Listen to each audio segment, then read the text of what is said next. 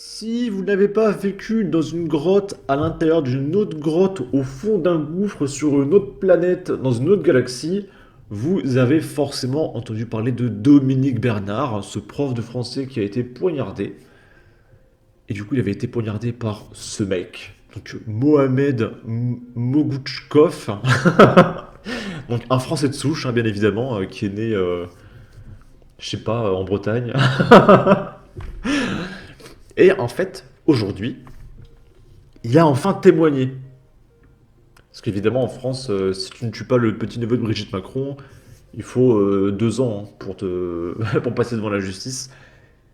Et du coup, il livre des aveux terrifiants, détaillant la planification minutieuse du meurtre de son ancien prof au nom du djihad.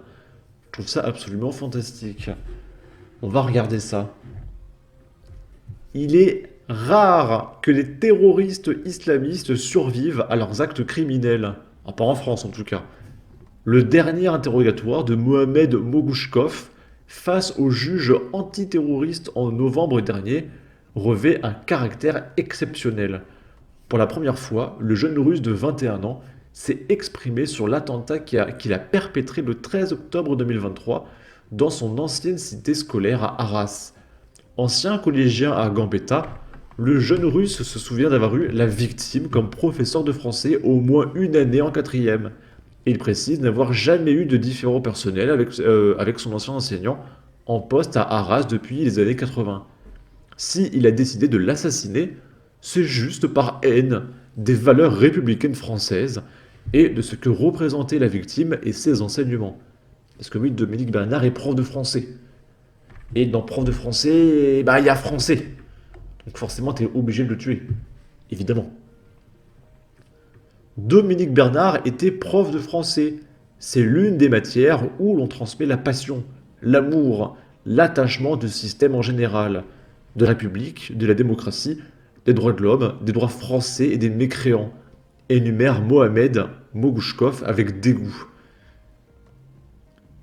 Alors, je vais essayer de la refaire avec dégoût.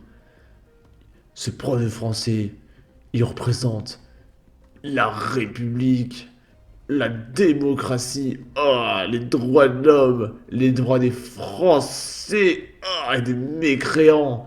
Voilà, c'est comme ça qu'il a dû le dire. C'est génial. Du coup, j'espère qu'on dira qu'il a des troubles psychiatriques. Voilà. Qu'on lui donnera un Doliprane pour que ça aille mieux, puis qu'on le relâchera. Voilà, il n'y aura aucun problème. Pour moi, c'est impossible, mais c'est impossible qu'il soit expulsé ou qu'il fasse plus que 2 ans de prison. C'est impossible. Impossible. Vous allez voir qu'avant 2025, il sera dehors. C'est obligatoire. Quand on vous dit qu'on ne peut pas vivre en paix sur le même territoire, on est trop différents. C'est voulu. Il faut vraiment que vous compreniez ça. Tout cela est voulu. Maintenant, moi, je me demande quand les Français vont réagir en fait. Plus ça va, plus ils repoussent les limites. En plus, c'est gros. Enfin, plus c'est gros, plus ça passe. Donc les Français acceptent l'inacceptable. Ils viennent pour conquérir la France et avec la complicité du gouvernement. Bon, suite à ça, on va regarder quelques faits divers. Donc ici, là, on est à Fréjus, dans le 83. Une collégienne est sanctionnée car elle fait du prosélytisme, ne s'exprime plus en français. C'est pas qu'elle n'est pas française, c'est qu'elle n'a plus envie de parler français et remet en cause la laïcité. Donc évidemment, on lui dit d'arrêter ses conneries. Et du coup, son père hurle à l'islamophobie et menace de mort la principale, évidemment. De quel droit, dans une école française, euh, tu n'aurais pas le droit de parler français? Voilà.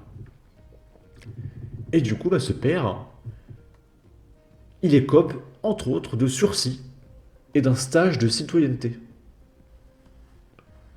Voilà, ce magnifique papa qui dit à sa fille, donc on est au collège, donc sa fille de 12 ans, de ne plus parler français, probablement de mettre le voile intégral. Ce magnifique père de famille, il va avoir un stage de citoyenneté après avoir menacé de mort la principale. Et qu'il fasse ça à son enfant, je trouve ça mais odieux. Hein. Cette fille n'a aucun avenir, c'est terrible. Hein. L'origine du conflit remonte à une série de provocations de l'adolescente questionnant le principe de laïcité au sein de l'établissement. Entre refus de communiquer en français dans ses travaux scolaires et d'autres actes de défiance, la situation a conduit à une suspension d'une durée d'une journée, rapporte France Bleu, de l'élève.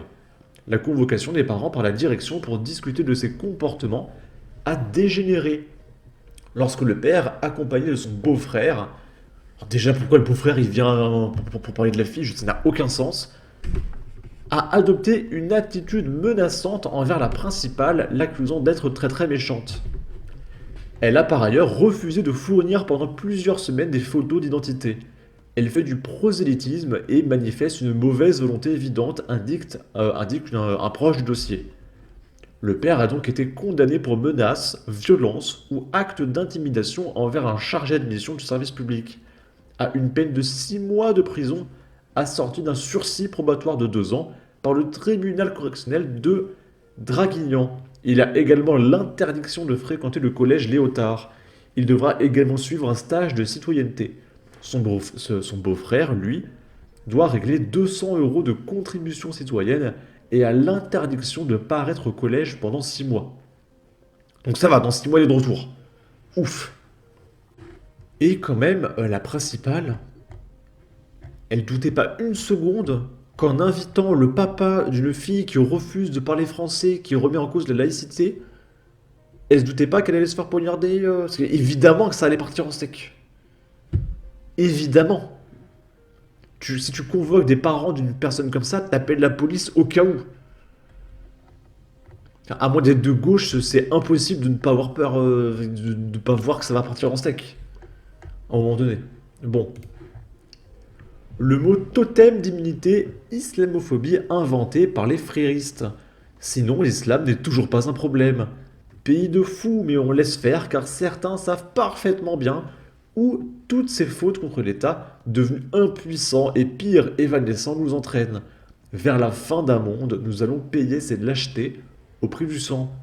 Dehors, c'est la seule solution. Ça se passe bien dans les villes RN.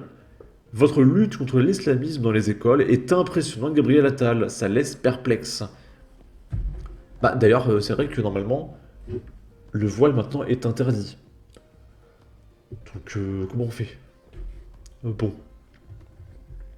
En tout cas, n'hésitez pas à donner votre avis, votre opinion, à partager, liker, commenter. Ça aidera au référencement de la vidéo sur YouTube. Abonnez-vous, suivez-moi sur Twitter et à la prochaine pour de futures vidéos. Ciao!